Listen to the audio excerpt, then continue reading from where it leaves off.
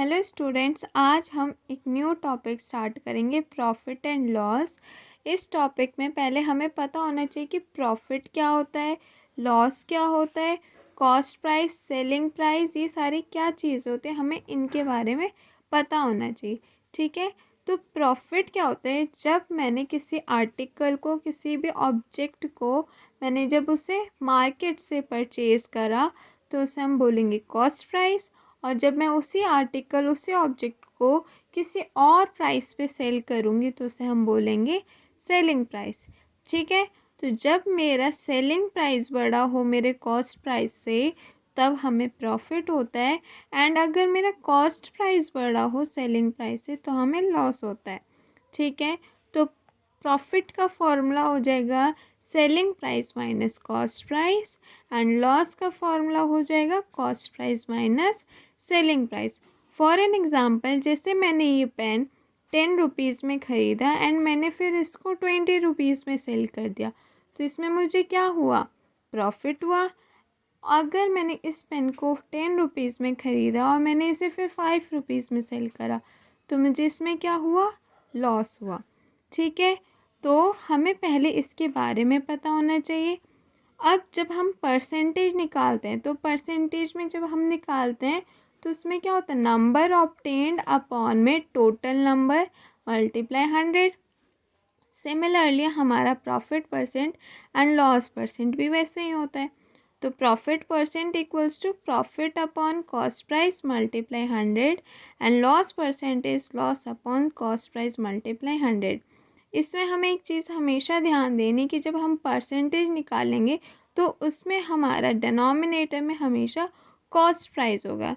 Reason, क्योंकि हम जो कंपैरिजन करते हैं, हम जो चेक करते हैं कि हमें प्रॉफिट हो रहा है या लॉस हो रहा है, वो हम कॉस्ट प्राइस से ही कंपेयर करते हैं।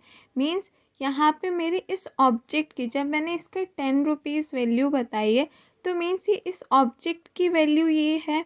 अब मैं इसको प्रॉफिट में बेच रही हूँ, जैसे मुझे पहले 10 रुपीज़ का प्रॉफिट हुआ था तो मैंने कॉस्ट प्राइस से कंपेयर किया, एंड जब मुझे 5 रुपीज़ का लॉस हुआ तो मैंने कॉस्ट प्राइस से ही कंपेयर करा।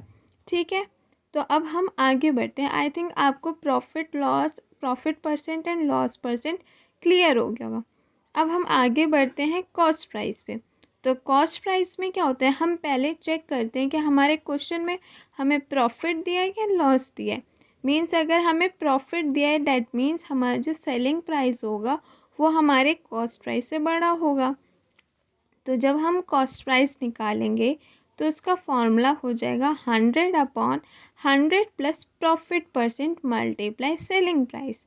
यहाँ पे हम एक चीज़ का ज़रूर ध्यान देंगे कि जब हमारा प्रॉफिट होगा तो हम प्लस यूज़ करेंगे, एंड जब हमें लॉस होगा तो हम माइनस यूज़ करेंगे in case of cost price. ठीक है, तो अब हम आगे बढ़ते हैं सेलिंग प्राइस पे। सेलिंग प्राइस में क्या होता है? इसी फॉर्मूले का हमारा रेसिप्रोकल हो जाता है, यानी कि जो हमने यहाँ प्रॉफिट में जब हो रहा था, हमने जब कॉस्ट प्राइस निकाली तो ये चीज़ हमारी डिनोमिनेटर में थी, बट अगर हम देखेंगे सेलिंग प्राइस में तो ये वाली चीज़ हमारी न्यूमरेटर में आ गई। तो सेलिंग प्राइस का फॉर्मूला क्या हो जाएगा? 100 प्लस प्रॉफिट परसेंट अपॉन में 100 multiply cost price, and selling price हो जाएगा 100 minus 100% upon 100 multiply cost price. ठीक है, अब ऐसे ही हम एक इम्पॉर्टेंट एग्जाम्पल देख लेते हैं।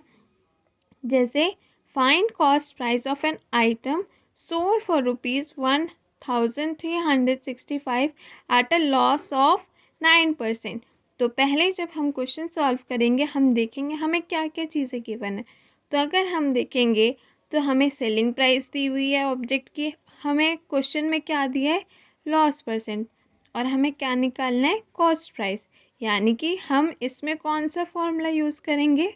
लॉस का फॉर्मूला। तो cost price equals to 100/100 minus loss percent multiply SP। ठीक है, यह हमने कॉस्ट प्राइस का फॉर्मूला यूज़ कर दिया। अब यहाँ पे हम इनकी वैल्यूज़ इस फॉर्मूले में रख देंगे। ठीक है, तो हमने जब वैल्यूज़ रखी तो हमें क्या निकालना था? हमें कॉस्ट प्राइस निकालनी थी, तो हमारा कॉस्ट प्राइस वैसे ही रहेगा फॉर्मूले में 100/100 - 9, क्योंकि हमें लॉस कितना था 9% का, तो हमने 9 लिखा। और हमारा सेलिंग प्राइस क्या था 1365। हमने वैल्यूज़ पुट कर दी।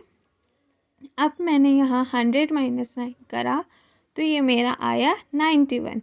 तो 91 और 1365 को जब मैंने सॉल्व करा तो मैंने देखा कि ये इससे डिविजिबल है। तो जब इसे डिवाइड करो तो ये 15 आया। तो 100 × 15 = 1500 रुपीज़। तो हमारा कॉस्ट प्राइस कितना हो गया उस आइटम का 1500। आई होप आपको समझ आया होगा।